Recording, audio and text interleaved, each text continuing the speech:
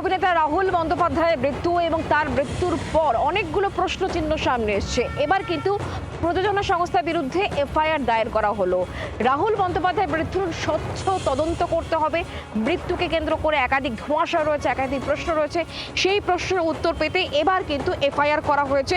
রাহুলের মৃত্যুর বিচার চেয়ে রিজেন্ট পার্ক থানায় অভিযোগ দায়ের করা হলো। প্রযোজনা সংস্থার বিরুদ্ধে থানায় এফআইআর। আর্টিস্ট ফোরামে রাহুলের মৃত্যুর দায় ঝেড়ে ফেলার চেষ্টা। কেন অভিনেতা রাহুলকে বাঁচানো গেল না?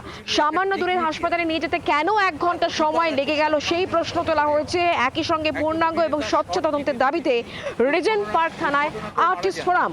অভিনেতার মৃত্যুর ঘটনায় এখনো রহস্য, এখনো একাধিক ধোঁয়াশা রয়েছে, আর সেই জায়গাতেই কিন্তু এই এফআইআর দায়ের করা হয়েছে।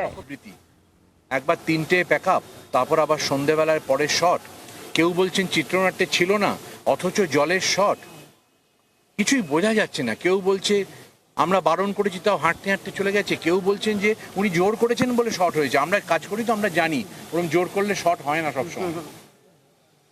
শটটা শটের প্রয়োজনেই হয় এবং শিল্পীরা নিংড়ে দেয় নিজেকে। কখনো ভাবে না দ্বিতীয় ভাবে যে কোনো অসুবিধা হবে কি হবে না।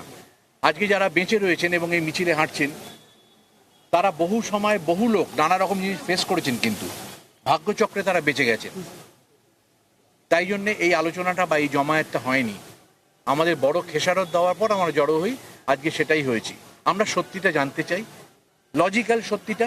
এবং আমি অবাক হয়ে যাচ্ছি এতক্ষণ পরেও কেন সেই চিত্রনাট্য বা কেন সেই ড্রোনের ফুটেজ বা কেন ক্যামেরার ফুটেজ এখনো আপলোড হয়নি, এখনো কেউ কেন দেখতে পায়নি, কেন চিত্রনাট্যের সেই পাতা আসেনি।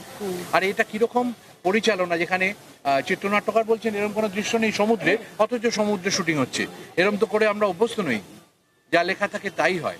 আর 3টের প্যাকআপটাই বা কি বুঝতে পারলাম না, আর তারপরে শুটিংটাও কি বুঝতে পারলাম না। লোকাল পুলিশরা বলছেন কোনো পারমিশন নেওয়া হয়নি। এরপরে যদি কোনো পারমিশনের চিঠি আমরা দেখতেও পাই, সেটা কতটা বিশ্বাসযোগ্য সেটা ভাবার বিষয়। এই অনিশ্চয়তার মধ্যে কেন আমরা থাকবো? এত পরিশ্রম করে এত খেটে মানুষকে আনন্দ দিতে গিয়ে শিল্পী বা কলাকুশলীরা কেন এই অবস্থাতে পড়বে? রাহুলের একজন সন্তান আছে, সে কেন জানতে পারবে না তার বাবা কিভাবে মারা গেছে? এইটুকু ডিগনিটি একজন শিল্পী বা কলাকুশলী পাবে না? আমার বিনীত অনুরোধ প্রযোজক, আর্টিস্ট ফোরাম, ফেডারেশন, সবার কাছে, সবাই মিলে এমন একটা নিয়মাবলী তৈরি করুন, এমন একটা অবস্থা তৈরি করুন যাতে এই ঝুঁকিগুলো শিল্পী বা কলাকুশলীকে নিতে না হয়। বাংলার আওয়াজ, বাঙালির আবেগ, জি 24 ঘন্টা।